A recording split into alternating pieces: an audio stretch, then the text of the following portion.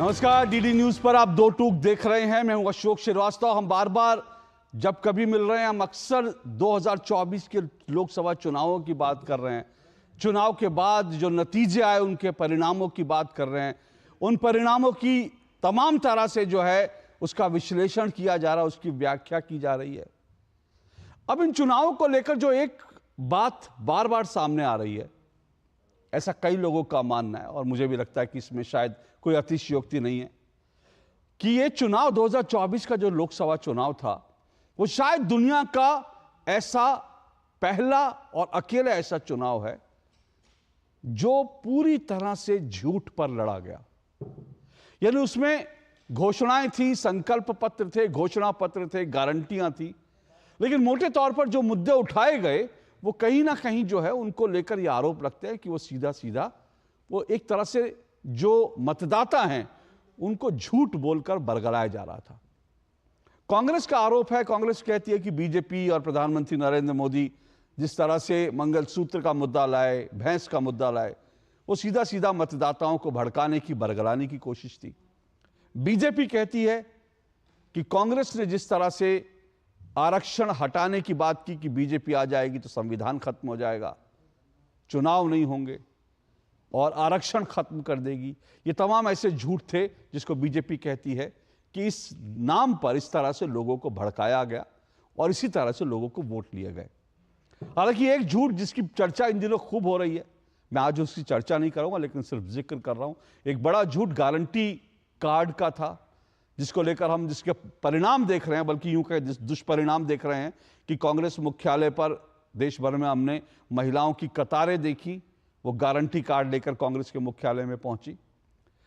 लेकिन चुनाव होते हैं तो चुनाव में पॉलिटिकल पार्टियां शायद झूठ बोलती हैं इसलिए क्योंकि उनको वोट मिल जाएंगे, पर चुनाव के बाद कम से कम ये जो झूठ बोलने का सिलसिला है इस पर विराम लग जानी चाहिए।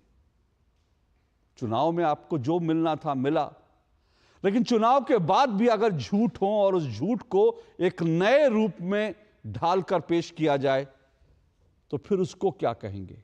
आज दो टूक में मैं यही मुद्दा उठाने वाला हूं।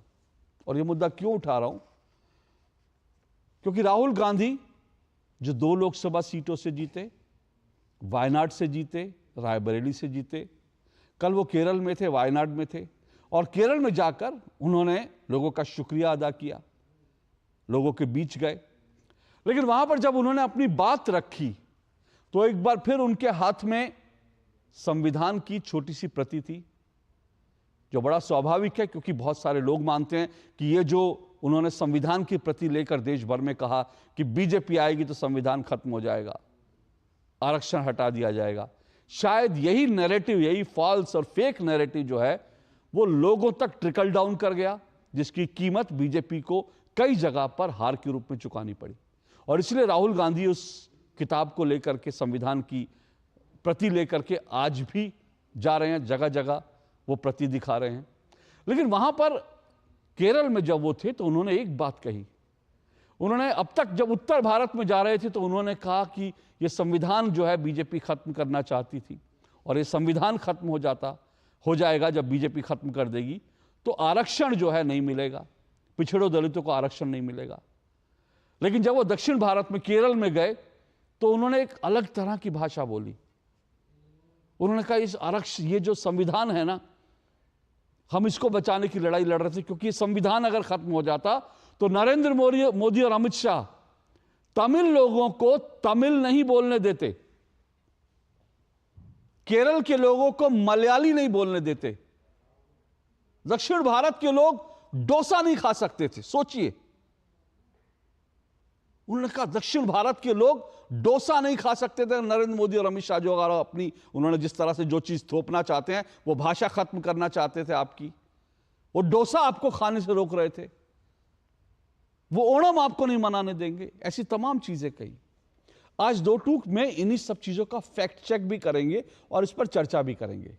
क्या ये उत्तर दक्षिण का जो एक विभेद पैदा करने की कांग्रेस ने कोशिश की थी, पूरे चुनाव में हमने देखा, चुनाव से पहले भी देखा, कांग्रेस की ओर से लगातार इस तरह के आरोप कांग्रेस पर लगते रहे कि कांग्रेस नॉर्थ और साउथ का डिवाइड करना चाहती है। हालांकि साउथ में, दक्षिण भारत में बीजेपी को बड़ी जीत मिली, लेकिन एक तरफ आप उत्तर भारत में आरक्षण की बात, दक्षिण भारत में भाषा को लेकर जब इस तरह के बयान देते हैं, तो क्या वही राजनीति नहीं है जिसके आधार पर दक्षिण भारत में अब तक राजनीति की गई? क्योंकि दक्षिण भारत को, भारत में हमने देखा कि दक्षिण भारत को अक्सर जो है वहां पर भाषा की बात करके, हिंदी थोपने का मुद्दा बना करके वहां की भावनाएं दबाई जा रही हैं, ऐसा कह करके दक्षिण को उत्तर भारत से एक अलग तरह की राजनीति और एक अलग तरह से करने की कोशिश की गई। हालांकि भारत एक है, यह भारत की खूबसूरती है। आज इसी पर बात करेंगे। क्या इस तरह की बयानबाजी, केरल में जाकर यह कहना कि तमिल के लोग, तमिलनाडु के लोग तमिल नहीं बोल पाएंगे, केरल के लोग मलयाली नहीं बोल पाएंगे, क्या ये एक और नया झूठ और एक और लोगों को भड़काने की कोशिश नहीं है?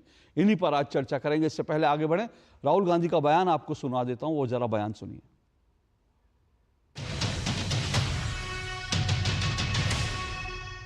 If this was gone, then somebody can come to Kerala and say, we do not want you to speak Malayalam. We do not want you to have dosa for breakfast. The Prime Minister and Mr. Amit Shah, who said no, if we want the people of Kerala to speak Hindi, then the people of Kerala will speak Hindi. If we want the Tamils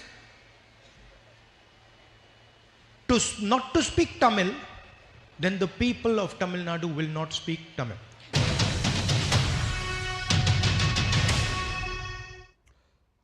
तो राहुल गांधी का यह बयान सीधा सीधा भाषा के नाम पर एक तरह से भड़काने की कोशिश थी, लेकिन इसका फैक्ट चेक भी तुरंत हो गया। मैं आपको वो भी सुनाता हूं।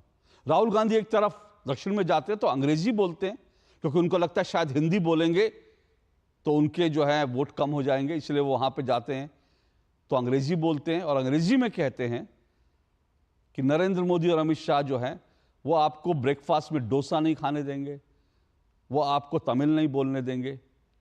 लेकिन सच तो ये है, प्रधानमंत्री नरेंद्र मोदी ने एक बार नहीं, बार बार, एक मंच से नहीं, हर मंच से, यहां तक कि अंतर्राष्ट्रीय मंचों पर भी उन्होंने तमिल भाषा को लेकर के, हमेशा तमिल को लेकर के, खासकर तमिल भाषा को लेकर के उन्होंने जो कुछ कहा है वो आज जरूर सुनना चाहिए। तो मैं आपको राहुल गांधी का बयान भी सुनवाता हूं दोबारा से, और यह भी सुनवाता हूं प्रधानमंत्री नरेंद्र मोदी ने तमिल भाषा को लेकर क्या कुछ कहा था। एक छोटी सी झलक सिर्फ।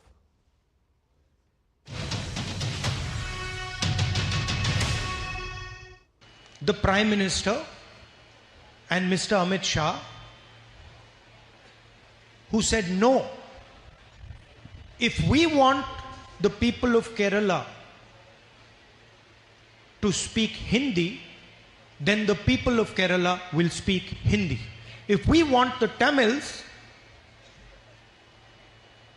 to not to speak Tamil, then the people of Tamil Nadu will not speak Tamil. साथियों, हमने संकल्प पत्र में स्थानीय भाषाओं को प्रमोट करने की बात कही है। दुनिया की सबसे पुरानी भाषा तमिल, ये इस देश का गौरव है, हमारा गौरव है। तमिल भाषा की वैश्विक प्रतिष्ठा बढ़ाने के लिए भाजपा हर प्रकार के नए उपक्रम शुरू करेगी, प्रयास करेगी।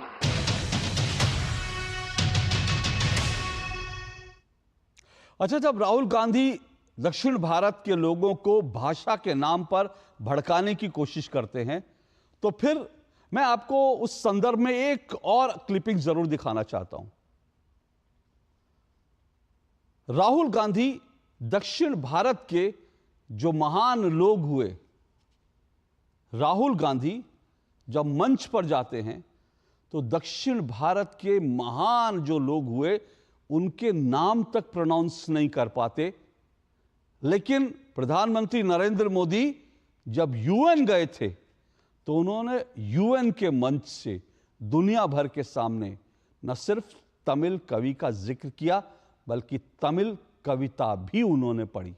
जी एक बार देखिए क्लिप।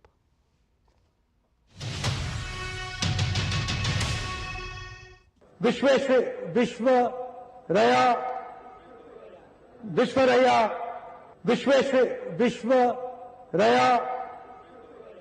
विश्वेरया भारत के महान कवि कणियन पुंगुन रनार, उन्होंने विश्व की प्राचीनतम भाषा तमिल में कहा था, यादम उरे यावरुम केडीर, यानी हम सभी स्थानों के लिए अपनेपन का भाव रखते हैं और सभी लोग हमारे अपने हैं।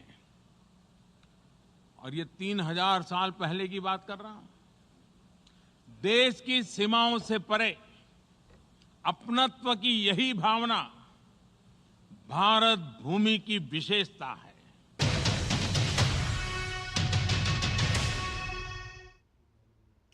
तो आज दो टूक में समझना जरूरी है कि क्या राहुल गांधी जी ने जो कहा वो कांग्रेस की एक लार्जर कॉन्स्पिरेसी है, जिस कॉन्स्पिरेसी को डीके सुरेश जो कांग्रेस के सांसद हैं, बाकायदा उन्होंने भी इसको लेकर के कुछ समय पहले इसी साल उन्होंने कहा था दक्षिण भारत को एक अलग देश बनाने की बात कर दी थी। तो ये जो डिवाइड है कि नॉर्थ और साउथ में डिवाइड करते रहो, क्या इसी पॉलिसी के तहत, इसी नीति के तहत राहुल गांधी जी ने यह बयान दिए? ये इसलिए मैं इस सवाल पर आऊंगा, लेकिन उससे पहले डीके सुरेश का वो बयान भी सुन लेना चाहिए।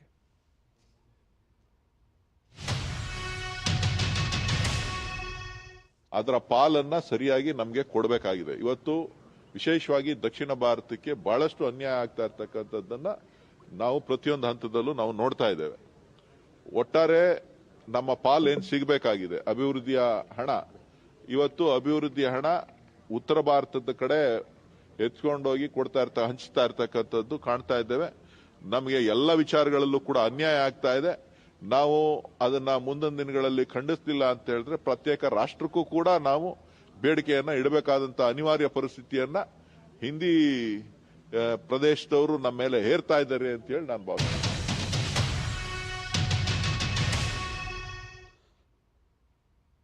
तो डीके सुरेश कह रहे थे कि हर तरह से जो है दक्षिण भारत के राज्य जो हैं उनको नजरअंदाज किया जाता है, उत्तर भारत के लोगों को दक्षिण भारत का हिस्सा दे दिया जाता है, और अगर इसको लेकर के ऐसी तरह से चलता रहा तो हम दक्षिण भारत के लिए एक अलग स्टेट की मांग करेंगे। तो सवाल यह है कि डीके सुरेश से लेकर राहुल गांधी तक दक्षिण भारत में जो भाषा बोल रहे हैं, दक्षिण भारत को के लोगों को जिस तरह से भड़काने की कोशिश कर रहे हैं, क्या ये एक लार्जर कॉन्स्पिरेसी है? इसी पर चर्चा करेंगे। और आज मेरे साथ जो लोग इस चर्चा में, इस डिबेट में जुड़ रहे हैं, आइए परिचय करवा दूं। मेरे साथ आरपी सिंह जी जुड़ चुके हैं। आरपी सिंह जी बीजेपी के राष्ट्रीय प्रवक्ता हैं। मेरे साथ निखिल जैन जुड़ चुके हैं, राजनीतिक विश्लेषक हैं, कांग्रेस के समर्थक हैं। और आज दक्षिण के दो राज्यों का जिनका जिक्र मैंने किया, उन दो राज्यों से दो पत्रकार मेरे साथ जुड़ रहे हैं।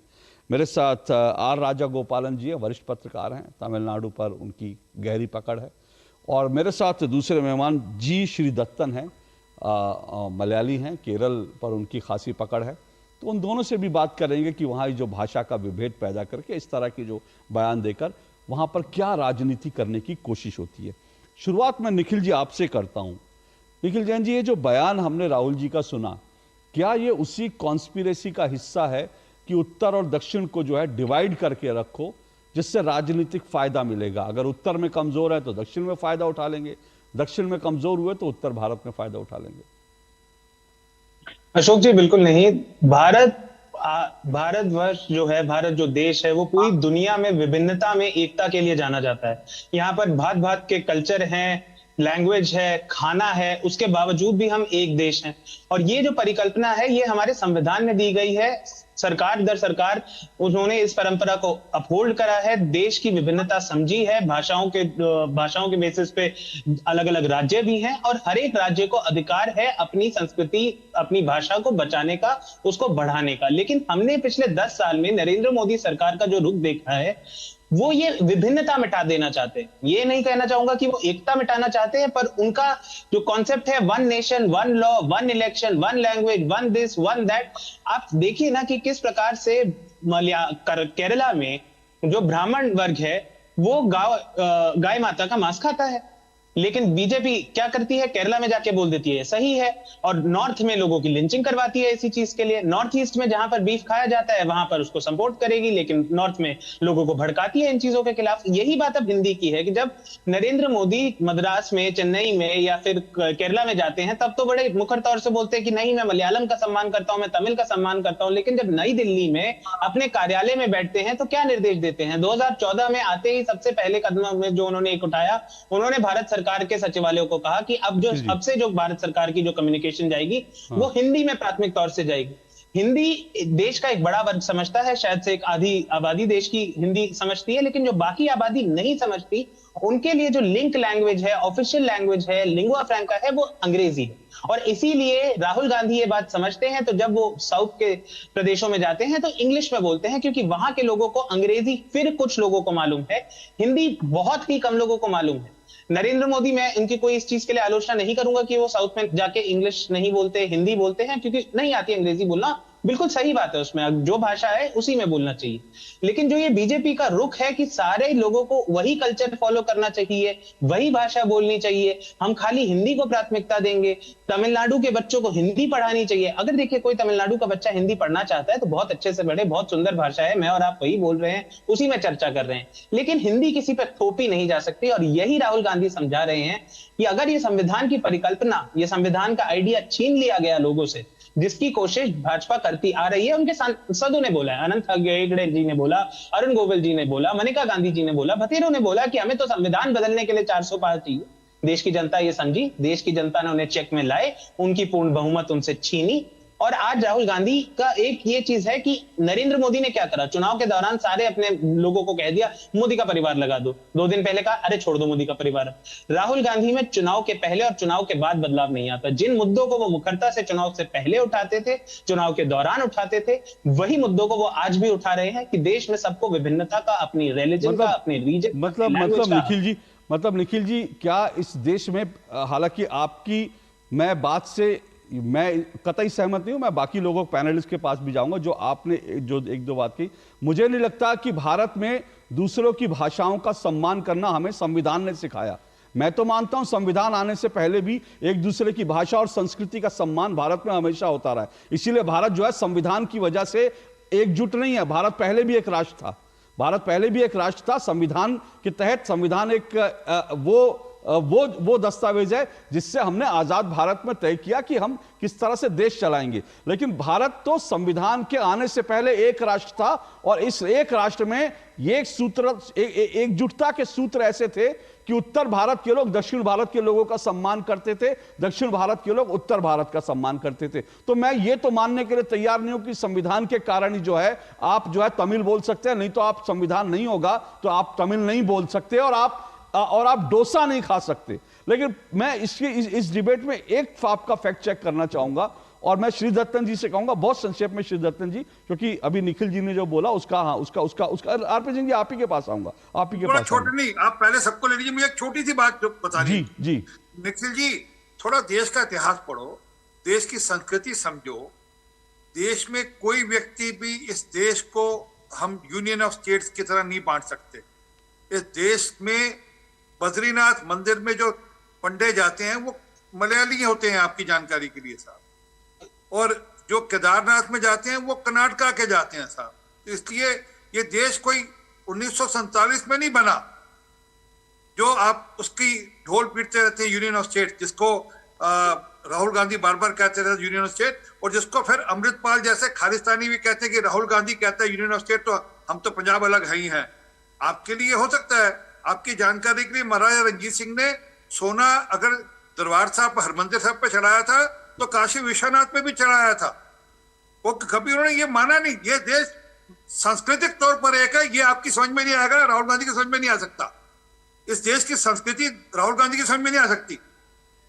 ओके, मैं इस पर मुझे क्योंकि अजीब सी बात करते हैं ये। नहीं, मुझे सबसे अजीब, हाँ निखिल जी एक मिनट मौका दूंगा, मुझे सबसे अजीब मालूम है क्या लगा, जो मैं चाहूंगा श्री दत्तन जी अगर मैं गलत हूं तो मुझे करेक्ट कर दे। उन्होंने कहा केरल में तो जो ब्राह्मण है वो बीफ खाते हैं। मेरी जानकारी में ऐसा नहीं है, अगर है तो फिर मुझे बताएं। निखिल जी ऐसे मत बोलिए, केरला का ब्राह्मण लोग बीफ नहीं खाते हैं। आपने सही कहा था, कुछ लोगों हिंदूस भी खाते हैं वहाँ पर इसका मतलब ये नहीं है ब्राह्मण लोग खाते हैं, ये गलत सरासर झूठ है, ऐसा मत बोलिए।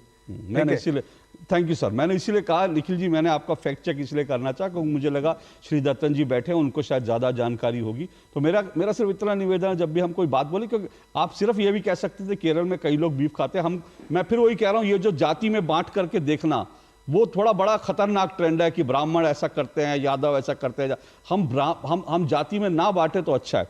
लेकिन आरपी सिंह जी, अब मैं आपका रिस्पॉन्स एक चाहूंगा। जैसे देखिए आरपी सिंह साहब, जिस तरह के मैं कह रहा हूं कि ये पूरी तरह से झूठ है ये कहना कि जो है आपको नाश्ते में इडली डोसा नहीं खाने देंगे, आपको ओणम का त्योहार नहीं मनाने देंगे, ये तो बिल्कुल झूठ है। लेकिन मुझे लग रहा है कि इसमें क्या राहुल गांधी जी, प्रधानमंत्री नरेंद्र मोदी ने चुनाव में कहा था मंगलसूत्र और भैंस खोलने का, क्या उसी ट्रेंड को फॉलो कर रहे हैं? क्योंकि इस तरह के बयान बीजेपी की तरफ से भी तो चुनाव में दिए गए थे। देखिए, चुनाव खत्म हो चुका है और कांग्रेस अभी भी चुनाव के उस मोड से बाहर नहीं आ रही। प्रधानमंत्री जी G7 के लिए जा रहे हैं, वह उसमें भी टिक्का टिप्पणी कर रहे हैं। प्रधानमंत्री जी को लेकर फिर कुछ ना कुछ बातचीत इस प्रकार की करना, जबकि वे देश को 140 करोड़ लोगों को रिप्रेजेंट करने जा रहे हैं। परंतु कांग्रेस है, वो अभी तक हार नहीं मानने को तैयार है कि हार गए चुनाव, अब वह विपक्ष में बैठे, विपक्ष की भूमिका निभाएं। वह संविधान की कॉपी दिखा रहे हैं, अभी आप पिक्चर दिखा रहे हैं संविधान की कॉपी दिखाते हुए। ये उनका मैनिफेस्टो है, पेज नंबर 6, ये उनका मैनिफेस्टो की कॉपी है, पेज नंबर 6। उसमें पैरा नंबर 2 में उन्होंने संविधान बदलने की बात करी साहब, कि हम संविधान बदलेंगे, हम जो रिजर्वेशन है उसमें बदल करेंगे। मैं नहीं कह रहा, उनका मैनिफेस्टो कह रहा है। और मैं को तो पढ़कर सुनाता हूँ, Congress guarantees that it will pass a constitutional amendment to raise the quota। तो वो कोटा किसके लिए बढ़ाना था वो भी सबको जानकारी में है, वो लालू यादव जी बड़ी स्पष्टता से कह चुके हैं। तो संविधान बदलने का ये जो इन्होंने सब एक बाउंडर खड़ा किया, एक इन्होंने नैरेटिव बिल्ड किया, उसमें कामयाब हुए। हम उसको मानते हैं कि उसमें कामयाब हुए और उसका नुकसान हमको भुगतना पड़ा, हम उसको मानते हैं, उसको आगे ठीक करेंगे, आगे इस प्रकार का नैरेटिव ना चला पाए इसकी भी हम चिंता करेंगे। परंतु जो मूल बात है, अब ये नए प्रकार का नैरेटिव, भारत को बांटने का नैरेटिव, ये असम में जाकर कुछ और कहते हैं और केरला में जाकर कुछ और भाषा इस्तेमाल करते हैं। ये जो पूरा नैरेटिव बिल्ड करना देश को बांटने का, ये इनकी असल में क्या, ये नेहरू जी वाली सोच है, जिनके हिसाब से देश 1947 के बाद ये इंडिया हुआ। उससे पहले तो टुकड़ों में बटा हुआ देश था, रियासतों में बटा हुआ देश था। सर, उस सब के बावजूद भी केरल से लेकर लद्दाख तक ये देश एक था सांस्कृतिक तौर पर। वहां पर भी चिन्ह पाए जाते हैं जो कि राम के चिन्ह हैं, और केरल के अंदर भी चिन्ह पाए जाते हैं जो भगवान राम के चिन्ह हैं। गुजरात से लेकर असम तक एक देश था, एक देश है। ये भगवान कृष्ण की शादी करने गए तो कहाँ गए थे, जरा इनको बता दीजिएगा, समझ लग जाएगी बात इनको। तो क्या है कि इनकी सोच नहीं बदल सकती। असल में घूम फिरकर इनको हर बात पर देश को बांटना है, देश को टुकड़े टुकड़े में रखना है और एक नैरेटिव झूठ का बिल्ड करना है। इनको शायद ये जानकारी नहीं कि मोदी जी की सरकार में आकर कार्यक्रम होने लगे, जहां पर हम लोग तमिल संगम नाम से कार्यक्रम करने लगे, जहां पर तमिलनाडु से लोग जाते हैं, वहां पर अपना रीति रिवाज के हिसाब से काम करते हैं। और एक और निखिल आपकी जानकारी की दे दूं, मेरा जो फेवरेट, मैं सरदार हूं और प्रभु कृपा से पक्का सरदार हूं, पर मेरी फेवरेट डाइट कर्ड राइस है सर। वो इसलिए नहीं है कि क्योंकि वो साउथ से आती है, सबसे अच्छी डाइट है, सबसे हेल्दी डाइट है, इसकी सबसे फेवरेट डाइट है। सर मुझे तो, मैं अपने मित्रों के जाता हूँ और कहता भाई मुझे, अगर मुझे भोजन पे बुलाते तो मैं कहता हूँ कर्ड राइस खिलाओगे तो मैं आऊंगा आपके यहाँ। सर मुझे तो लगता है कि आज तो दिल्ली में भी और उत्तर भारत में भी अगर आप कहीं चले जाएं, आप काशी से लेकर आप उत्तर भारत के किसी भी वहां चले जाएं, वहां पर लोग ब्रेकफास्ट में डोसा खाते हैं। और राहुल गांधी कह रहे हैं कि अगर नरेंद्र मोदी जो है वो दक्षिण में लोगों को डोसा नहीं खाने देंगे, तो ये थोड़ा सा हमारे वरिष्ठ पत्रकार बैठे हैं केरल से और तमिल से पूछिए वहां पर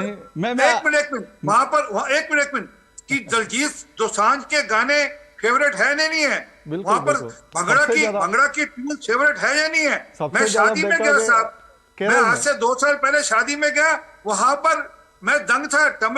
एक तमिल परिवार की शादी थी, वहां पर गीत सारे पंजाब के चल रहे थे और भंगड़े डाले जा रहे थे। सर मैं यही पर तो इनको कहां से समझ आएगा? मैं यही तो कह रहा हूं सर, मैं यही तो कह रहा हूं कि ये देश सांस्कृतिक रूप से एक है। इस तरह की, निखिल जी आप जल्दी से रिस्पॉन्ड कीजिए, फिर मैं राजगोपाल जी के पास जाऊंगा। जी अशोक जी, पहली बात तो कांग्रेस ने ये कहा था कि हम रिजर्वेशन में 50% का कोटा बढ़ाएंगे। उन्होंने ये कभी नहीं कहा था कि हम मुसलमानों को रिजर्वेशन देंगे। हालांकि जो लालू भारतीय यादव जनता जी का पार्टी बयान का याद अलायंस रखिएगा। पार्टनर, उसको सुनिए लालू यादव जी कांग्रेस में नहीं है, टीडीपी हालांकि जो एनडीए में है, उनके आपके मैनिफेस्टो में लिखित प्रदेश तौर पे पार्टनर लिखा है कि हम ओके मुझे लगता है एक मिनट मुझे लगता है कि सर, आपको निखिल जी मैंने इंटरजेक्ट नहीं करा था। निखिल जी सुनिए मुझे लगता है टीडीपी के मैनिफेस्टो में, खैर इतना आपके दर्शक जान लें, टीडीपी के मैनिफेस्टो में है कि मुसलमानों को हम आरक्षण देंगे।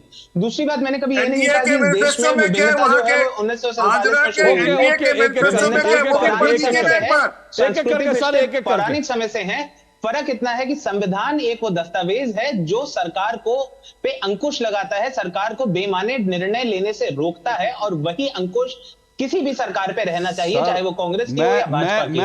इसलिए संविधान जरूरी है। ये नहीं है कि संविधान है तो धोखा खा सकते हैं। निखिल जी संविधान है तो बेमाने डिसीजन नहीं ले सकते। नहीं निखिल जी, आपकी पूरी बात से बिल्कुल सहमत हूं, संविधान एक अंकुश है, लेकिन मैं ये कह रहा हूं कि संविधान के कारण जो है दक्षिण भारत के लोगों को जो है तमिल बोलने दी जा रही है। मैं कह रहा हूं ये एक फेक नैरेटिव है और ये भाषा के नाम पर लोगों को भड़काने की कोशिश है। मैं सिर्फ ये कह रहा हूं क्योंकि भाषा के नाम पर तमिलनाडु में कई पॉलिटिकल पार्टियां, वो अभी राजगोपालन जी बताएंगे शायद बेहतर तरीके से, कई पॉलिटिकल पार्टियों का पूरा करियर जो है वहां पे लोगों को भड़काकर, डरा करके, डर दिखा करके कि अगर ये हो गया तो वहां पर जो है हमारी भाषा खत्म हो जाएगी। राहुल गांधी वही राजनीति कर रहे हैं सर। मुझे लगता है इस तरह की राजनीति देश के लिए अच्छी नहीं है। राजगोपालन जी रिस्पॉन्ड कीजिए सर। अशोक श्रीवास्तव जी, पिछले 40 साल से मैं तमिल, तेलुगु पत्रिका में, मलयालम पत्रिका में काम किया है। ऐसे चीज राहुल गांधी के बारे में मैं बोलना नहीं चाहता हूं। वो एंटरटेनमेंट करता है, बहुत ही अच्छा, खटाखट खटाखट खटाखट खटाखट। 1 लाख रुपया मोदी जी ने भी करा था अपने 1 लाख रुपया का। लेकिन सेम राहुल गांधी इंडिया का तोड़ना चाहते हैं। जैसे आपने DK सुरेश का नाम लिया है, तमिलनाडु में सब यूनियन ऑफ इंडिया को राहुल गांधी मजाक उड़ाते हैं, पार्लियामेंट में करते हैं। पार्लियामेंट में भारत माता को हत्या हुआ करके बोल रहे हैं। सेकंड थिंग, पार्लियामेंट में सबको तमिल को भड़काते हैं Rahul Gandhi. Second thing, Rahul Gandhi India को तोड़ना चाहते हैं, वैरस नरेंद्र मोदी इंडिया को जोड़ना चाहते हैं। जैसे आपने सेंगोल देखा होगा, काशी तमिल संगम देखा होगा, संगम देखा होगा। दूसरी बात है, 2009 में राहुल गांधी के माता जी ने UPA सरकार में DM के समर्थन करते थे। नॉर्थ ईस्टर्न प्रोविंस श्रीलंका में जाकर के 2 लाख तमिलियन को मरवा दिया है मोदी। लेकिन मोदी जाकर के जाफना में, first Indian prime minister India से नरेंद्र मोदी क्या था जाफना का। सेकंड थिंग, मोदी ने हमेशा तमिलनाडु जाते टाइम पर धोती पहन करके जाती है, लुंगी पहन करके, वेष्टी जा करके। ये कभी मजाक उड़ाते हैं राहुल गांधी, लेकिन 2 तरीका में दिखा दिया, आईना दिखा दिया राहुल गांधी का। दूसरी चीज है, ये मुझे लगता है राहुल गांधी का 15 साल 20 साल पार्लियामेंट मेंबर होने के बावजूद भी वो एजुकेशन जो LKG के UKG का बराबर है, लेकिन he has not come the post graduation level. उनकी संविधान हाथ में रख करके डोसा के बारे में बोलता है, कॉन्स्टिट्यूशन ऑफ इंडिया के बारे में। तमिल कभी नरेंद्र मोदी कभी नहीं बोला है हिंदी का दबा देंगे तमिलनाडु को ऊपर, केरला को ऊपर। ये राहुल गांधी बहुत झूठ बोलने लग गया था। सेकंड थिंग, अभी निखिल जैन साहब ने बोल रहे थे राहुल गांधी के पक्ष में। मुझे एक चीज पूछना चाहता हूं मिस्टर निखिल जैन, राहुल गांधी कभी झूठ के अलावा कोई सच्चाई कभी बोला है पिछले 10 साल में? क्योंकि नफरत नरेंद्र मोदी से है, बाकी से नहीं है। सिर्फ नरेंद्र मोदी का देखने, प्रधानमंत्री पद में बैठने के। लेकिन अभी बोला है पिछले महीने इस बार नरेंद्र मोदी प्रधानमंत्री नहीं बनेंगे, लेकिन बन गया। उनके सामने आमने देखने के LOP बनने का भी पीछे जा रहे। आखिर में एक चीज बोलना चाहता हूं जी, राहुल गांधी का झूठ पर्दाफाश हो जाएगा। परसों बांग्लादेश का प्रधानमंत्री आए थे, शेख हसीना, मिलने के लिए राहुल गांधी, सोनिया गांधी, प्रियंका गांधी गए थे। अरे भाई साहब, मल्लिकार्जुन खड़गे के क्यों भूल गया? उधर क्यों कर रहे? आपने बात में टूटने का सोच रहे। मल्लिकार्जुन खड़गे कर्नाटका में हारने के बाद जब शपथ ग्रहण में एच.डी. कुमारस्वामी शपथ ग्रहण लेकर रहे थे, उसको देख करके वॉकआउट भी कर दिया। राहुल गांधी का ये भी समझना चाहिए, मल्लिकार्जुन खड़गे को अलग करके कांग्रेस नहीं चला सकते हैं। मुझे लगता है राहुल गांधी टुकड़ा टुकड़ा बनने चाहते हैं, इसीलिए तो। ओके, आप कह रहे हैं राहुल गांधी झूठ भी बोल रहे हैं और राहुल गांधी विभाजन की राजनीति करते हैं? ठीक है, मैं आऊंगा इस पर। श्री दत्तन जी, आपके पास भी आऊंगा, क्योंकि तमिलनाडु में तो ये भाषा का हम सुनते हैं राजनीति होती है, लेकिन केरल में इस तरह की मलयाली भाषा को लेकर इसके पीछे क्या राहुल गांधी की स्ट्रैटेजी हो सकती है? आऊंगा इस पर, लेकिन इस छोटे से ब्रेक के बाद। जिन्होंने यूज किया है वो जानते हैं असली हींग का स्वाद। MDH सुपर हींग, शुद्धता का असली तड़का। MDH। अरे क्या हो गया? पूरा का पूरा गांव यहाँ आ गया। भैया, इसी हाथ से चारा खिलाते हो, तभी तो आपके गाय भैंसों की ब्याज सबसे ज्यादा है। पगले, ये चमत्कार इस हाथ का नहीं, हाथ में जो कपिला पशु आहार है उसका है, जो पशुओं की सेहत अच्छी रखता है और ब्याज भी बढ़ाता है। कपिला, देश का नंबर 1 पशु आहार। Come on boys, let's go practice। अरे रुक यार, मेरे बैंक अकाउंट में गलत एंट्री का प्रॉब्लम हो गया है। तो बैंक को कंप्लेन करना। बैंक को लिखे 1 महीना हो गया है, बट वो गूगली पे गूगली डाले जा रहे हैं। तो आरबीआई के लोकपाल को इन्फॉर्म करो। रुक, मैं समझाता हूँ। जैसे क्रिकेट में 3rd अंपायर, वैसे ही आरबीआई का ओम्बुड्समैन। आरबीआई कहता है अगर बैंक आपकी कंप्लेंट को 1 महीने में नहीं सुलझाता तो आप आरबीआई के कंप्लेंट मैनेजमेंट सिस्टम पर ऑनलाइन कंप्लेंट कर सकते हैं। ये आरबीआई का आसान तरीका है आपकी कंप्लेंट सुलझाने का, और वो भी फ्री। आरबीआई कहता है जानकार बनिए, सतर्क रहिए। तेरी होने वाली मदर इन लॉ कुछ ज्यादा ही ट्रेडिशनल है। ट्रेडिशनल लोग ज्यादा इमोशनल होते हैं। तो भाई साहब, अब कोई किसी की लाइफ में आग नहीं लगा पाएगा। समर कूल, जो हर दिल करे कबूल। डॉक्टर ऑर्थो ऑयल के रेगुलर मसाज से जॉइंट हेल्थी रहते हैं। और अगर प्रॉब्लम बहुत पुरानी है तो डॉक्टर ऑर्थो कैप्सूल्स साथ लेना ना भूलें। अब दर्द भी घुटने टेकेगा। जीरा से प्यास बुझाए, डाइजेशन के लिए मस्त, शरीर में नमक पानी का बैलेंस बनाए।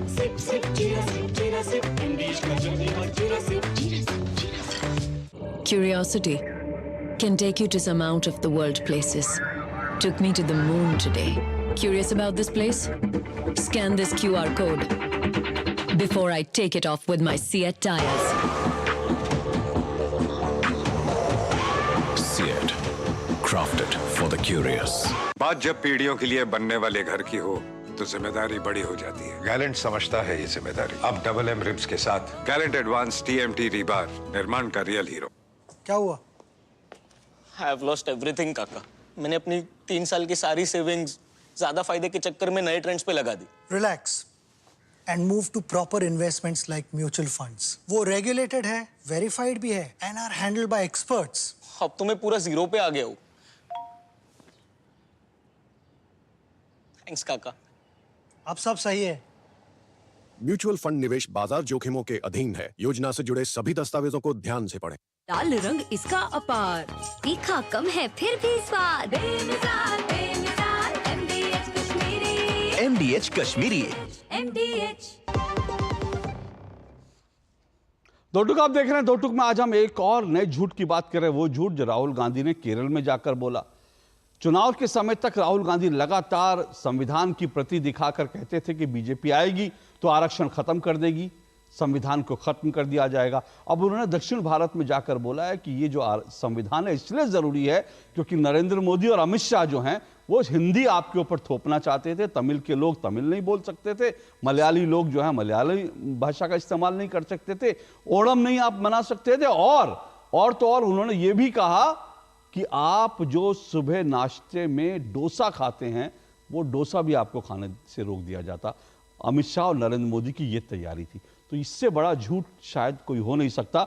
लेकिन इसी सब पे चर्चा कर रहे हैं। 4 मेहमान मेरे साथ जुड़े हैं। आरपी सिंह जी बीजेपी से, निखिल जैन हैं कांग्रेस के समर्थक राजनीतिक विश्लेषक, आर राजागोपालन हैं वरिष्ठ पत्रकार हैं, और जी श्री दत्तन हैं जो केरल से हैं, वरिष्ठ पत्रकार हैं। और जैसा मैंने कहा राजगोपालन जी तमिलनाडु से और दक्षिण के बाकी राज्यों की उनकी पकड़ है, और श्री दत्तन जी केरल से। श्री दत्तन जी, ये दक्षिण तमिलनाडु में तो हम सुनते हैं भाषा को लेकर के आज़ादी के बाद से एक अलग तरह की राजनीति चली, भाषा के नाम पे भड़काया गया लोगों को और वहाँ पर इसी तरह से वोट हासिल किए गए। लेकिन केरल में पहली बार, शायद मेरी जानकारी में केरल में पहली बार हो रहा है कि मलयाली भाषा का भी एक जो है वो भाव है, जो मलयाली भाषा को लेकर जो आपके भाव है उनको भड़काने की कोशिश हुई है। क्यों ऐसा, ये स्ट्रैटेजी के पीछे क्या सोच है? नहीं, आपने सही बोला है। वो केरला में भाषा के ऊपर ऐसा कोई पॉलिटिक्स नहीं होता था अभी तक आगे भी नहीं होगा, मेरा विश्वास है, क्योंकि केरला में हिंदी एक कंपलसरी सब्जेक्ट है up to 12th compulsory, 10th up to 10th compulsory subject है, उसके बाद भी ऑप्शनल है। तो केरल में ऐसे आप भी देखिए, अभी भी केरल में बहुत सारा बंगालीज के हिंदी भाषी लोग हैं, बिहार से बहुत सारे लोग हैं, वहाँ का जो वर्क फोर्स है वो सब वहाँ से हैं। तो वहाँ पर ये राहुल गांधी का ये एक तरह से ये जो एफर्ट है वो काम नहीं आएगा मेरे ख्याल से। पर एक और लाइटर वेन में मैं एक चीज़ जोड़ना चाहता हूँ। नरेंद्र मोदी जी, उनका जो साउथ इंडियन एक फ्रेंड है, मलयाली है, उनसे उनके घर में जाके इडली खाते हैं। और उनको कई बार बोला भी है मैं आता हूँ इडली खाने के लिए, तो एटलीस्ट वो निखिल जी आप बता दीजिए, उनका आपका जो लीडर है उनसे बता दीजिए ऐसा मत बोलिए, उनका इष्ट भोजन में है इडली भी है, ठीक है। तो एक और चीज़ है, ये ना आपने सही बोला है, ये षड्यंत्र है, एक बड़ा सा सोची समझी षड्यंत्र है। क्योंकि मैं इसका ये फैक्ट बता देता हूँ। आपने देखा होगा 2013 में एक वहाँ पर केरला में एक मीडिया कॉन्क्लेव कंडक्ट किया था। वो कुछ पत्रकारों ने और कुछ बाहर से फंडिंग लेके, कनाडा से फंडिंग लेके और बाकी जगह से, उसका नाम है कटिंग साउथ। साउथ को उसके लिए आप देखिए वो उसमें जो इन्वॉल्व है वो कुछ आउटलेट्स है जो आप आजकल उसके बारे में, वेबसाइट्स के बारे में भी अभी चर्चा में है, क्योंकि जॉर्ज सोरोस के फंडिंग से जो चला रहे थे, ऐसा वाला बहुत सारा ये एक सेट ऑफ, एक क्लच ऑफ वेबसाइट्स है। ये सब वहाँ पर एक कॉन्क्लेव चलाया था, उसका नाम था कटिंग साउथ। यानी साउथ को भारत से कट करने का, बिल्कुल ये उनका नैरेटिव था। बिल्कुल बिल्कुल। और उनका जब कंट्रोवर्सी हो गया था, हमने भी उसके खिलाफ लिखा था, तब कंट्रोवर्सी जब हुआ था उन्होंने कहा था ये साउथ इंडिया को ग्लोबल साउथ के साथ कनेक्ट करने के लिए है।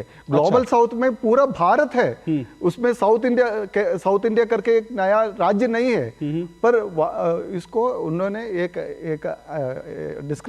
डिस्क्रिप्शन बाद में लगाया था कि ये है ग्लोबल साउथ के साथ कनेक्ट करने के लिए। और उसका फंडर्स कौन है?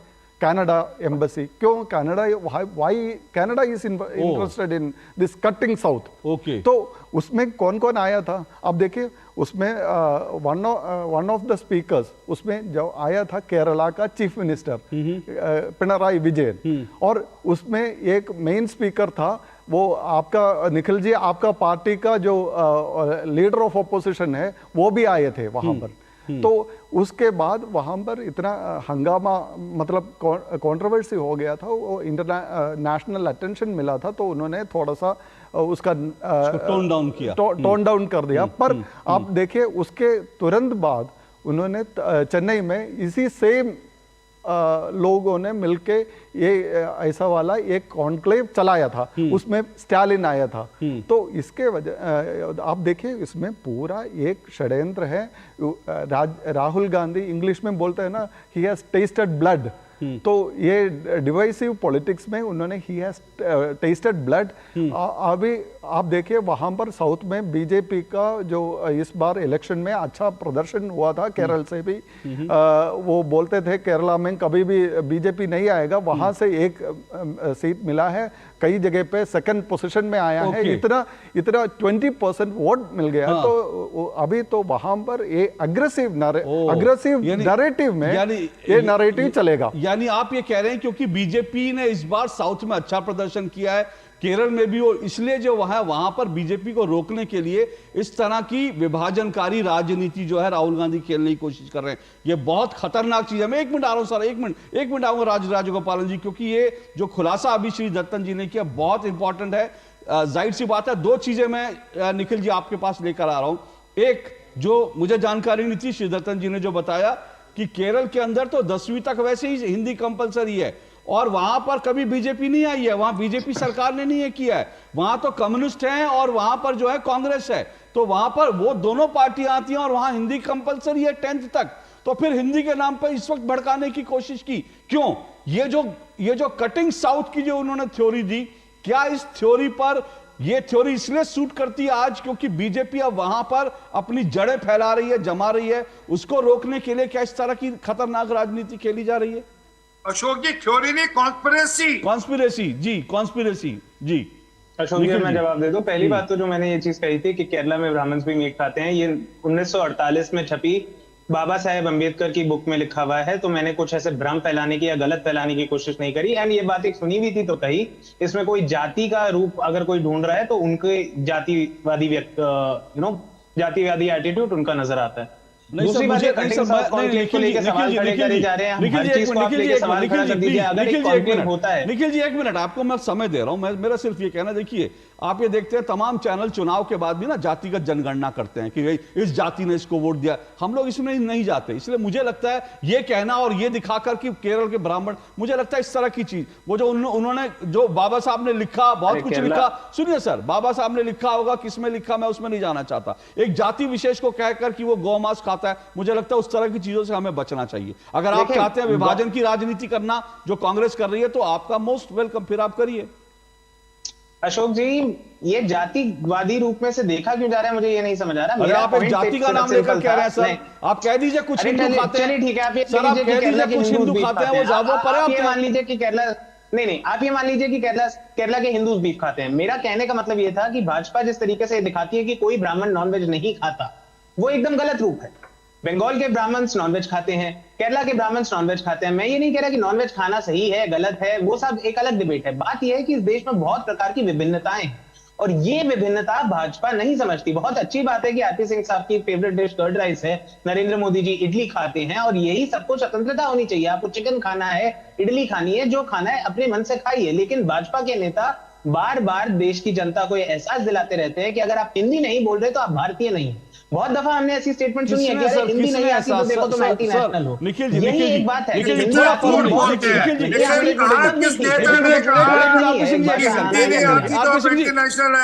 आरपी सिंह जी 1 मिनट, झूठ थोड़ा परोस सकते हैं यार, अशोक जी झूठ परोस नहीं बुलाया। मैं इनसे मैं पूछ रहा हूं, एक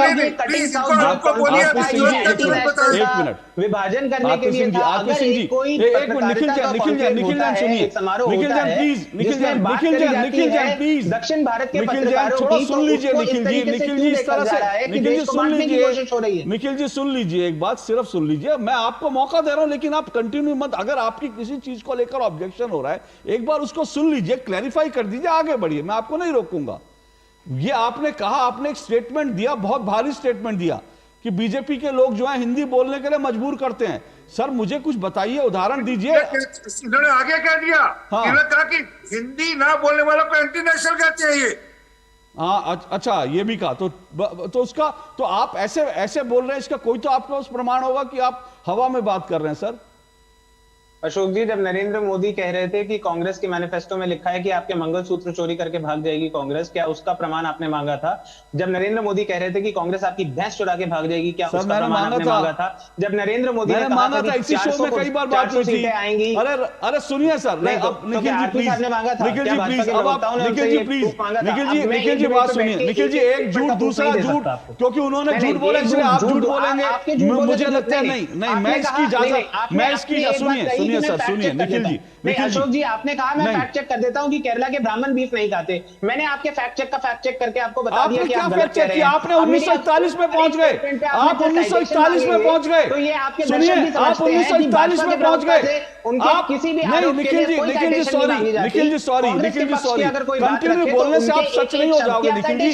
अगर आप लगातार बोलते रहोगे तो निखिल जी, इसका मतलब अभी आपने खुद स्वीकार किया कि जैसे उन्होंने झूठ बोला था मंगलसूत्र को लेकर मैंने भी झूठ बोल दिया। गजब, ये गजब तर्क है, ये गजब तर्क है, ये मतलब ये तर्क नहीं है, कुतर्क का भी बाप है निखिल जी, ये कुतर्क का भी बाप है कि उन्होंने झूठ बोला था इसलिए मैंने भी झूठ बोल दिया। ये तो हो नहीं सकता ना निखिल जी, इस तरह से निखिल जी सुनिए, ये कुतर्क करने से निखिल जी सुनिए, मेरे प्रोग्राम का नाम दो टूक है। सुनिए निखिल जी, मेरे प्रोग्राम का नाम दो टूक है और इसमें कुतर्क करने के लिए जगह नहीं है। आप तर्क से बात रखिए, मैं आपको समय भी दूंगा अपनी बात। अभी आपने क्या कहा, आपने सीधा सीधा कहा, तो आपने उनको पूछा था झूठ बोला था, तो उनको नहीं पूछा। मैंने तो इसी प्रोग्राम में बीजेपी से अभी पूछा मैंने कि आप लोग झूठ नहीं बोल रहे थे, उन्होंने एक कागज उठा के दिखा दिया। और आप क्या कह रहे हैं कि आपने उनसे नहीं पूछा तो मैं भी झूठ बोलूंगा। बता देता नहीं, बहुत बड़ी बात बोली, बहुत बड़ी बात बोली। इन्होंने बोला जो हिंदी नहीं बोलते वे देशद्रोही। अरे साहब, इन्होंने बोला कि जो हिंदी नहीं बोलते वे देशद्रोही। ये कैसे एक्सेप्टेबल होगा निखिल? कहाँ बोला, किस नेता ने बोला कि जो हिंदी नहीं बोलते वो देशद्रोही है? आरपी साहब, मैं आपसे ज्यादा नहीं चिल्ला सकता। संजय निषाद ने बोला, उत्तर प्रदेश में बोला, 2022 में बोला कि जिन्हें हिंदी नहीं आती माना जाएगा कि उनका विदेशी ताकतों से संबंध है। 2022 में बोला, संजय निषाद ने बोला। अब आपने साइटेशन मांगी, मैंने ढूंढ के दे दी। मुझे सच बोलो, मेरे को एक स्पेसिफिक नेता का नाम नहीं आता, लेकिन आपने पूछा तो मैंने दे दिया। अब आप चेक कर लीजिए। संजय निषाद ने 2022 में ये कहा कि जिसको हिंदी नहीं आती वो विदेशी ताकतों से संबंध रखता है। उत्तर प्रदेश के फिशरीज मिनिस्टर हैं। 29 अप्रैल 2022 को कहा गया। इस पे इंडिया टाइम्स का आर्टिकल है, स्क्रोल का आर्टिकल है, मीडियम का आर्टिकल है, वायर का आर्टिकल, देख लीजिए। देखिए, ये वायर का आर्टिकल है, बिल्कुल ठीक है। ये वायर का आर्टिकल है, वायर का प्रोपेगेंडा आर्टिकल है, बिल्कुल ठीक है आपने। इंडिया टाइम्स की प्रोपेगेंडा है। नहीं, इंडिया टाइम्स की प्रोपेगेंडा है। मुझे नहीं पता, एक मिनट ध्यान रखिएगा। अब वकील है, इसकी कीमत तो चुकानी पड़ सकती है अगर आप झूठ परोसेंगे तो। एक मिनट रुकिए। बिल्कुल साहब, मैं कहता हूं कि भाजपा में बहुत वकील आजकल आ गए हैं, उनसे कहिए कि मेरे पे अवमानना का केस ठोकिए और मैं कोर्ट में प्रूव कर सकता हूं कि आपके नेताओं ने ये बातें कही हैं। ठीक है, चलिए, क्योंकि मेरे पास सच का प्रमाण है। चलिए, ये जो स्कोर है, चलिए ये स्कोर, ओके, एक मिनट, ये स्कोर जो है आप लोग अदालत में सेट करिए, मुझे कोई दिक्कत नहीं है। लेकिन मैं फिर कह रहा हूं कि ये जो भाषा के नाम पर भड़काने की बात है, और जो अभी श्री दत्तन जी ने कहा कटिंग साउथ, आप उस पर नहीं आए, उस पर आपने जवाब नहीं दिया। सर मैंने उस पर जवाब दिया था, मैं दोबारा दे देता हूं। मैंने उस पर जवाब दिया था, मैं दोबारा दे देता हूं कि वो एक पत्रकारिक सम्मेलन था। It was a conclave of journalist. अगर उसमें कोई ये देखेगा कि देश का विभाजन हो रहा है तो वो उनकी प्रॉब्लम। अगर मैं दक्षिण भारत के पत्रकारों की सराहना करते हुए कॉन्क्लेव करना चाह रहा हूं तो उसमें विभिन्न विभाजन कैसे हो गया मुझे नहीं समझ आ। नहीं निखिल जी, उसमें आपने पूरा पढ़ा नहीं है था मेरे ख्याल से। मैं आपको ये डॉक्यूमेंट भी दिखा देता हूं, और उसमें उससे ज्यादा उसमें आपत्तिजनक क्या था, उसका जो मैप, उनका ये जो एम्ब्लम है उसमें साउथ इंडिया को सेपरेट दिखाया जाए। सर सेपरेट दिखाना, अब एक चीज, अरे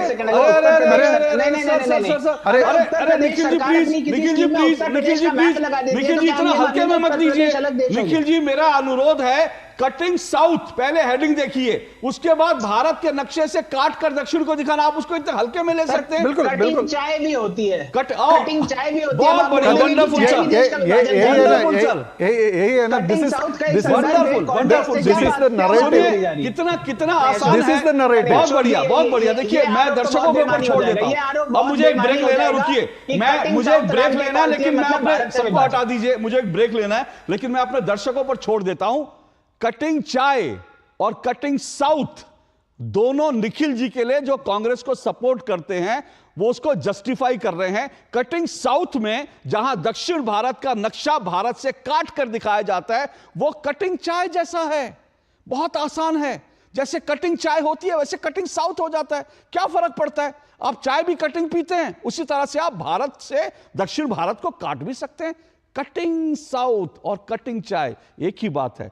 यही खतरनाक सोच है। मैं बार बार कहता हूं अपने लोगों को, अपने दर्शकों को, इस खतरनाक सोच को देखिए। जो डीके शिव कुमार ने कहा था, उस सोच को यहां पर निखिल जी ने और मजबूती दे दी।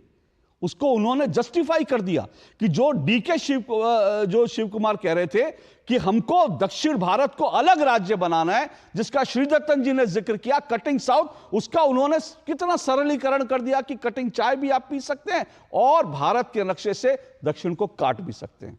एक ब्रेक के बाद आ रहा हूं। बढ़िया है, प्राकृतिक हल्दी, मिर्ची, धनिया। नहीं, मिर्ची, धनिया, हल्दी, MDH। हाँ। Got it. सोचिए, अगर असल जिंदगी में ऐसी हालत हो तो कितनी मुश्किलें होती हैं, लेकिन शुक्र है बैंकिंग के लिए नहीं। अगर आपकी उम्र 70 साल से अधिक हो या आप दिव्यांग हो तो बैंक आपको कुछ जरूरी बैंकिंग सुविधाएं घर बैठे बैठे दे सकता है। RBI कहता है जानकार बनिए, सतर्क रहिए। अब तक टेस्टी राजमा बनाना नहीं आया। बिना MDH राजमा मसाला के टेस्टी राजमा कैसे बनेगा? MDH राजमा मसाला। क्या स्वादिष्ट राजमा बनाए। MDH। सर आप बहुत लकी हैं कि आपके बेटे ने हेल्थ इंश्योरेंस और बाकी सारी फॉर्मेलिटीज टाइम से पूरी कर दी है। मेरा बेटा? तो फिर आप? पॉलिसी बाजार। क्लेम के टाइम पे हमेशा आपकी हेल्प को तैयार। पॉलिसी बाजार, 1 करोड़ का हेल्थ इंश्योरेंस सिर्फ 390 रुपए महीने से शुरू। बात जब पीढ़ियों के लिए बनने वाले घर की हो तो जिम्मेदारी बड़ी हो जाती है। गैलेंट समझता है ये जिम्मेदारी। अब डबल M रिब्स के साथ गैलेंट एडवांस TMT रीबार, निर्माण का रियल हीरो। घुटना, कंधा या कमर, चाहे जैसा हो दर्द, डॉक्टर ऑर्थो आपको देता है दर्द से पूरी आजादी। ये कोई टेम्पररी पेन किलर नहीं, आयुर्वेदिक औषधि है। काफी टैलेंटेड है आपकी बेटी। सर बड़ी होकर इंडिया के लिए खेलना चाहती है। उसके फ्यूचर के लिए अभी से मैंने सेविंग भी स्टार्ट कर दी है। फ्यूचर की बात है तो सिर्फ उसे नहीं, आपको भी मैदान में उतरना पड़ेगा। मुझे? इनका मतलब है म्यूचुअल फंड्स के मैदान में। सिर्फ सेविंग्स नहीं, हर महीने म्यूचुअल फंड्स में भी इन्वेस्ट कीजिए। वरना आपकी बेटी तो बड़ी होगी, पर उसके लिए सेव किए हुए पैसे शायद उतने ही रह जाएंगे। सही है सर। म्यूचुअल फंड निवेश बाजार जोखिमों के अधीन है। योजना से जुड़े सभी दस्तावेजों को ध्यान से पढ़ें। पाव भाजी को फेवरेट बनाता है MDH पाव भाजी मसाला। MDH पाव भाजी मसाला। MDH बनाए पाव भाजी लाजवाब। MDH। चलिए, दो टूक आप देख रहे हैं। दो टूक में हम जो चर्चा कर रहे हैं वो बड़ा गंभीर मसला है, भाषा के नाम पर और इडली डोसा के नाम पर दक्षिण भारत के लोगों को भड़काने की कोशिश कर रहे हैं क्या राहुल गांधी? और अगर वो ऐसी कोशिश कर रहे हैं तो क्या वो उस डिजाइन का हिस्सा है जिसमें दक्षिण भारत को भारत से अलग करने की एक कुटिल चाल जो है, एक साजिश जो है, वो लगातार जो है कुछ लोग कर रहे हैं, जिसका इस प्रोग्राम में हम लगातार जिक्र कर रहे हैं। राजा गोपालन जी, जी मैं आप ही के पास। राजा गोपालन जी बोलिए। साउथ के बारे में बड़ा गर्मा गर्मी डिस्कशन हुआ है, लेकिन ये कटिंग साउथ का आज नहीं है, कल नहीं है। राहुल गांधी का पढ़नाना है ना, जो जवाहरलाल नेहरू, आपको याद होगा, तमिलनाडु से धर्मपुरम आदीनम ने सेक्टोर दिया था, उसको वॉकिंग स्टिक बना करके दिया, उसी टाइम पर कटिंग साउथ हो गया। मुझे देखिए, ये देखो मेरा हाथ में अशोक, ये सेंगोर का मिनिएचर तमिलनाडु में लाखों ये मिल रहे थे, मैं लेके रखा है। इसको मैं पूजा करता हूँ रोज, पूजा करता हूँ। ये पूजा रूम से मैं लेके आया ब्रेक में। इस सेंगोल का जवाहरलाल नेहरू ने वॉकिंग स्टिक बनाया। राहुल गांधी बोल रहे टुकड़ा बना देंगे इंडिया का। जो कटिंग साउथ का जो समर्थन कर रहे जॉर्ज सोरेस का जो इंडिया में एजेंट है, जो मैनेजर है, वो भारत जोड़ो यात्रा में साथ आते हैं। ये क्या कर रहे राहुल गांधी ने? इंडिया तोड़ना जरूर चाहते हैं। मैं कहते हैं उनकी ग्रैंड ग्रैंडफादर जवाहरलाल नेहरू ने सेंगोल का अपमान किया है। उसी टाइम पर भी कटिंग साउथ शुरू हुआ है, ये नहीं आज नहीं है। इसको निकल चेन क्या बोलेगा इस सेंगोल का? मैं एक और चीज, मेरे पास समय बहुत कम है, जल्दी से मैं एक और चीज कह रहा हूं जो आपने जिक्र किया ना सर, मुझे एक और बात याद है कि निखिल जी, जो कांग्रेस जिस मुस्लिम लीग के साथ वहां पर बैठी है, उस मुस्लिम लीग ने मोपलिस्तान अलग देश बनाने के लिए कोशिश की थी केरल में। तो क्या ये उन्हीं कोशिशों का हिस्सा है? वो मोपलिस्तान जिस तरह से पाकिस्तान बना, वैसे मोपलिस्तान बनाना चाहते थे, मुसलमानों का एक अलग देश। तो ये जो साजिश है, इस तरह की साजिशें आजाद भारत में चल रही है, खतरनाक है। बोलिए आप जल्दी से 30 सेकंड में रिस्पॉन्ड कीजिए जी। पहली बात तो अगर कटिंग साउथ नाम का जो कॉन्क्लेव था उसने सही में विभाजन, भारत के विभाजन की बात करी थी, तो देश की गृह मंत्रालय क्या कर रहा है, अमित शाह जी क्या कर रहे हैं। दूसरी बात, सेंगोल का एक बात करी गई, सेंगोल को जवाहरलाल नेहरू ने वॉकिंग स्टिक नहीं कहा, जवाहरलाल नेहरू का जो म्यूजियम है, जो करंटली उत्तर प्रदेश सरकार या भारत सरकार में से एक मैनेज करती है, उसमें वॉकिंग स्टिक लिखा हुआ है। जवाहरलाल नेहरू जी ने ये नहीं कहा। तो अगर किसी पे ब्लेम है ना सेंगोल पे वॉकिंग स्टिक होने का, तो वो भाजपा पे है। और रही बात की वो राजगोपाल जी कह रहे हैं कि मैं सेंगोल की पूजा करता हूं, मुझे ये नहीं पता वो सेंगोल की पूजा क्यों करते हैं, क्योंकि सेंगोल एक वो वस्तु थी जो चोला किंग्स को उनके जब कोरोनेशन होता था तब दी जाती थी। लेकिन नरेंद्र मोदी जो एक लोकतांत्रिक देश के निर्वाचित प्रधानमंत्री हैं, उन्हें लगा कि मैं महाराजा हूं, मैं ये कोई मोनार्की चल रही है, ये राजतंत्र है, डेमोक्रेसी का प्रतीक है। सुनिए, ये भी जरा पढ़िए, जवाहरलाल नेहरू ने नहीं कहा था। निखिल जैन जी, ये भी पढ़िए, डेमोक्रेसी का प्रतीक है सेंगोल। सेंगोल राजशाही का प्रतीक नहीं है, डेमोक्रेसी का प्रतीक है। थोड़ा उस पर भी रिसर्च कीजिए। आप सब रिसर्च करते हैं, उस पर रिसर्च कीजिए। बोलिए, एक मिनट। डेमोक्रेसी का प्रतीक नहीं है। अब आवाज सबकी नीचे रखिए, मेरे पास समय नहीं है। सबकी आवाज नीचे रखिए, जिसको मैं बोलने के लिए कहूंगा सिर्फ उसकी आवाज। जल्दी से श्री दत्तन जी। सुनिए, आपने पढ़ा नहीं है उनका जो वेबसाइट में लिखा था। I will read out one sentence. Most importantly, it is the first effort global south to celebrate glorious traditions in journalism and to decolonize the narrative around the profession. आज जो राहुल गांधी ने बोला है वो भी डीकॉलोनाइजेशन, वो मैं एक चीज और करेक्ट कर लेता हूं। अगर नॉर्थ इंडियन एक मिनट श्री दत्तन जी, मेरे पास समय कब है? ये कौन से साल में हुआ था? 2013 में, 2013। तो निखिल जी 2013 में हुआ था। उस समय केंद्र में कांग्रेस की सरकार थी, यूपीए की सरकार थी। और वो इसलिए जो है ये कहना कि केंद्र सरकार को देखना चाहिए था, तो सवाल 23 में हुआ था। अच्छा, 23 में हुआ था। तो हाँ, ठीक है, बिल्कुल ठीक है, आप हंस सकते हैं, मेरी गलती है बिल्कुल। लेकिन अगर 23 में, तो श्री दत्तन जी ने क्या कहा? श्री दत्तन जी ने कहा कि उसको जब हमने चैलेंज किया, श्री दत्तन जी उनमें से चैलेंज करने वाले लोग थे, तो उसके बाद जो ऑर्गेनाइजर थे उन्होंने उसकी शक्ल बदल दी और वो बैकफुट पर गए, और इसलिए होम मिनिस्ट्री को एंटर नहीं करना पड़ा, क्योंकि श्री दत्तन जी जैसे केरल के एक पत्रकार ने उसको चैलेंज कर दिया था, इसलिए होम मिनिस्ट्री के आने का सवाल ही नहीं पड़ा। क्योंकि आपके जो डिजाइन था, जो खतरनाक डिजाइन था, उसको इन्होंने पकड़ लिया था। तो मुझे लगता है जब कोई एक पत्रकार नहीं, डीकॉलोनाइज को आप ब्रिटेन के संदर्भ में देखेंगे या दिल्ली के संदर्भ में देखेंगे? दिल्ली के संदर्भ में तो पैनल पे बैठने वाला कोई ये समझ रहा है। चलिए, मेरे पास समय नहीं है, लेकिन मेरे पास सबकी आवाज